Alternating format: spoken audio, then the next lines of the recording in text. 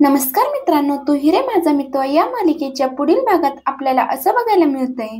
अर्णव ईश्वरीला म्हणतो, मी सिंदूर, मला एक सांगा, ज्या व्यक्तीने मिठाईवरती पेट्रोल टाकलं ती व्यक्ती सीसीटीव्ही मध्ये दिसली का? तेव्हा ईश्वरी म्हणते की सर, काहीच माहिती नाहीये, काही कळायला मार्गच नाहीये आणि त्या सीसीटीव्ही फुटेजचं काहीच कळत नाहीये. तेव्हा अर्णव म्हणतो, ज्याच्याकडे हे ऍक्सेस आहे त्याचं जरा मला सांग.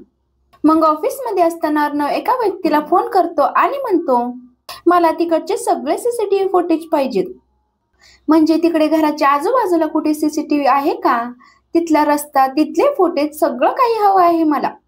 आणि त्या मिठाईवर नेमकं पेट्रोल कुणी टाकले हे सगळं काही शोधायचंय. ईश्वरी काहीतरी काम करत असते, तेवढ्यात नमो तिथे येते. नमो विचारते, ईशू, अगं हे काय करतेस तू?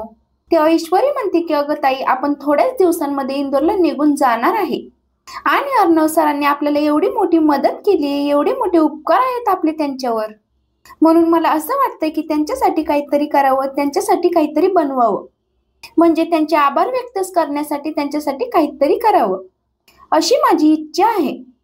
असं जेव्हा ईश्वरी बोलते तेव्हा नम्रता तिच्याकडे बघतच राहते, कारण ईश्वरी अर्णव बद्दल चांगला विचार करते हे तिच्याही लक्षात आलेलं असतं.